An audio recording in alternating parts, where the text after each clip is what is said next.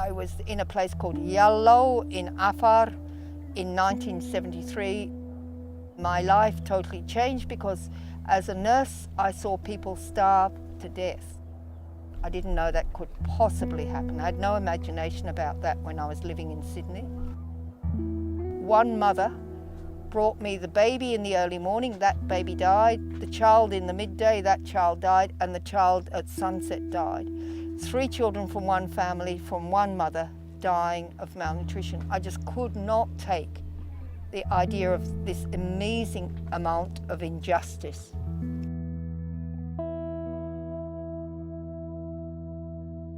I came back and came back and came back to the Horn of Africa, eventually married when I was 39 years old. I married my husband, who's an Afar. Now I've lived here 30 years and I couldn't find a better life if I looked for one, I don't think. My name is Valerie Browning, but as the Afar know me, Malika, and I'm their program coordinator. The Afar, by history and by their environment and by everything that you can, makes them up, they're pastoralists.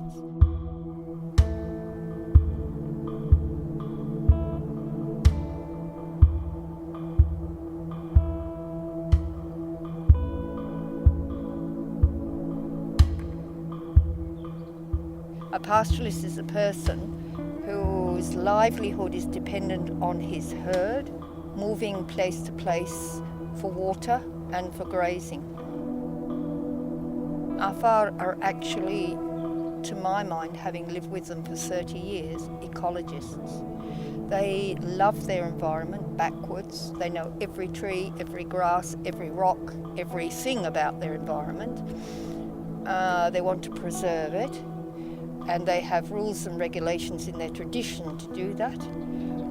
And that's really why they do move, so that at any one time they don't destroy the environment of the trees, the grass, the whatever's around. They move on to let it rejuvenate.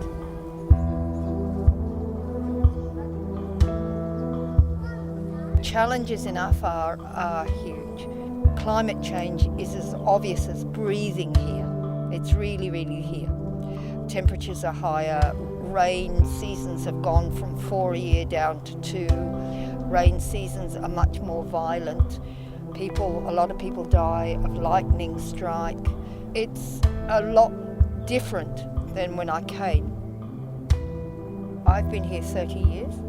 When I came, they had so much milk from their animals that they were able to literally play with it.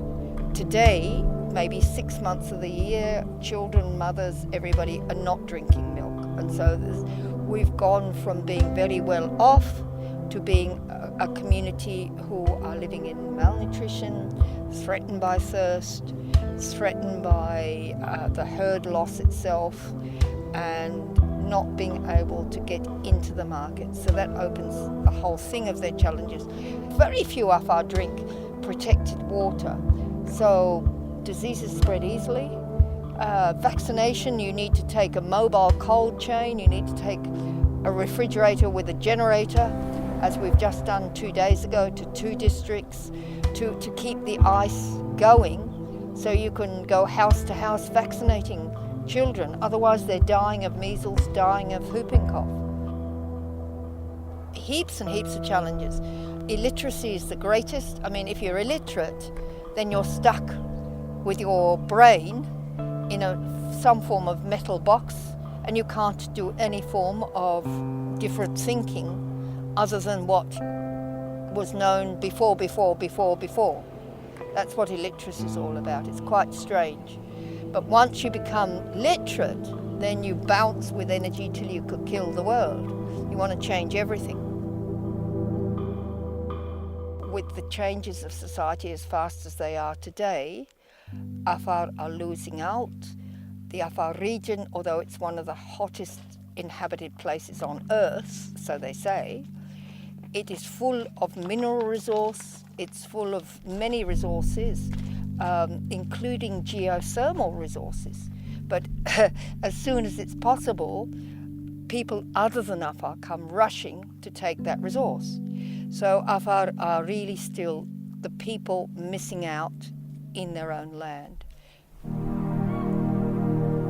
It's a strange land. It's a land with people, nomadic people, who move 5-6 times a year, but somehow the rest of Ethiopia says it's empty, and they don't take in notice of the people. Before they could catch up, their resources were taken from them and used for other things, other people. As Ethiopia has done what the previous Prime Minister Meles Zenawi said, industrialised and moved on, Afar haven't. There is nothing here that puts the main livelihood of the people, the livestock, into focus. APDA came into a world of challenges. We were 34 Afar, and we eventually were the beginning of APDA. We were voluntary.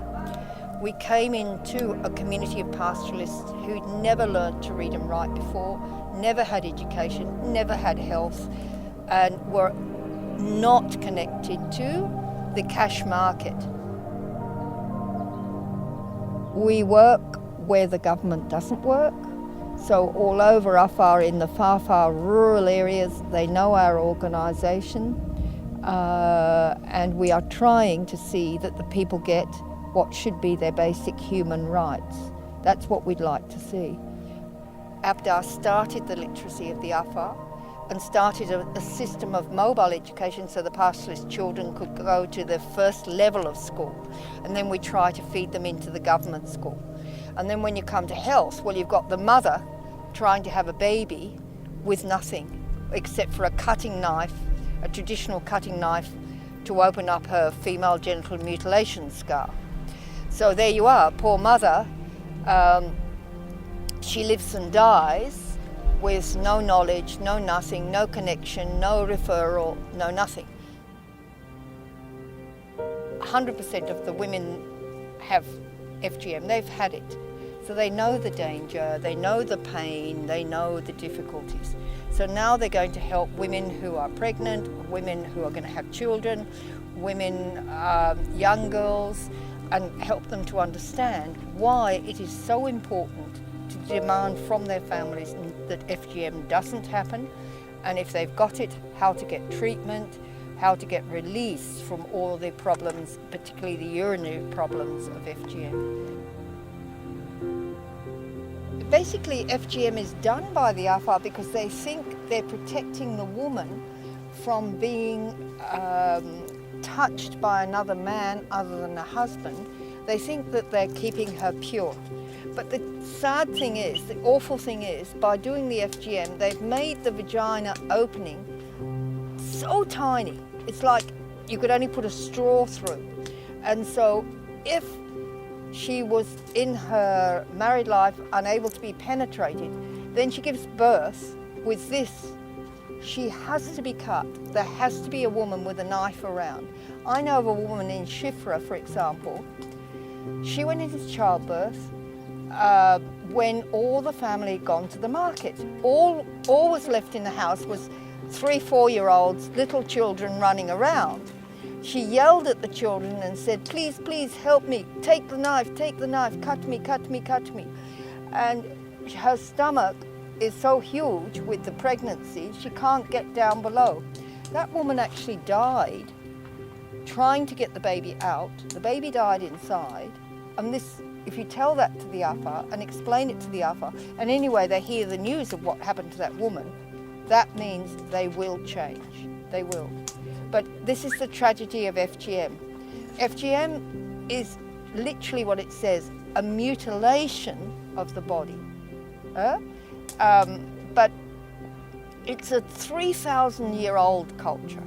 So it won't change in a day, it won't change in a moment, but it will change in time. And when people have got health services, when people are literate, when people are able to understand that, you know, there is a way of the female being kept pure without this mutilation.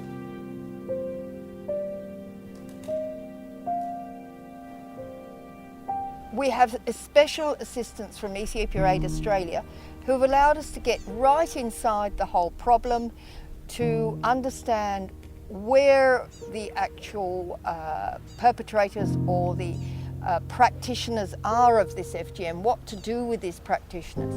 And Ethiopia Aid have also helped us with getting right beside the religious leader so he can really understand what Islam says about this. Islam says not to do it.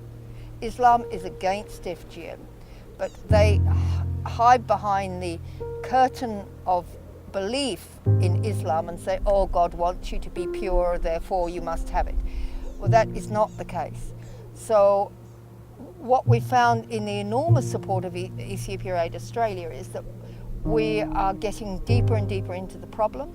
I have great confidence it will stop. It'll take more time. We need to be more holistic in our approach.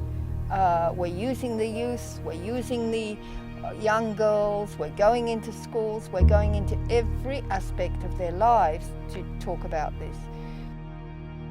I met here in this town a girl who was married at the age of 13.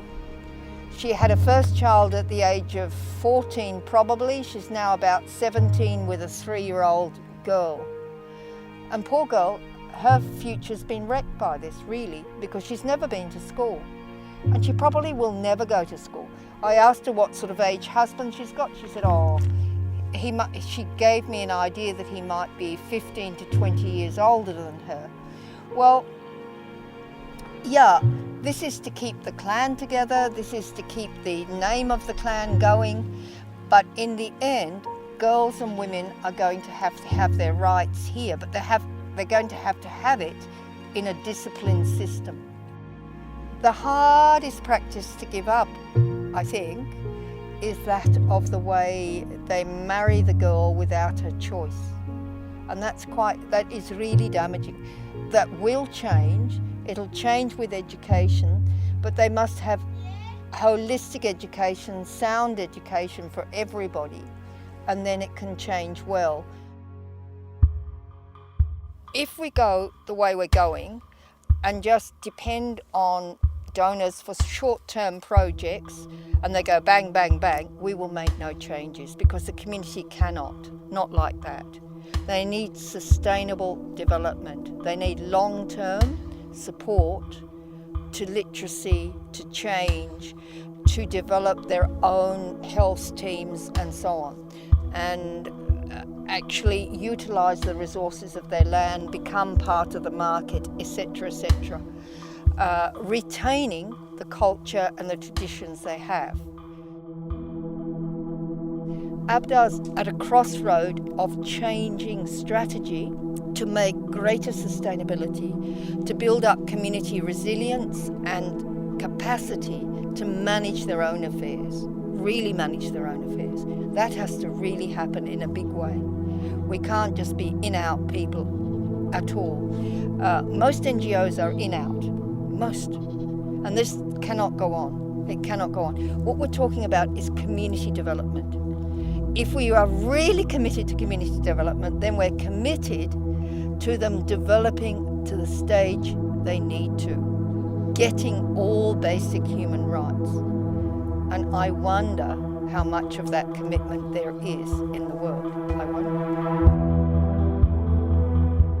The Afar has moved my brain out of what the West is in. The West is trapped by its own capitalism. Trapped. You have to have more. You've got to advertise down the, you can't pick up your phone without seeing an advertisement. Horrible. You can't sit in a train without seeing an advertisement.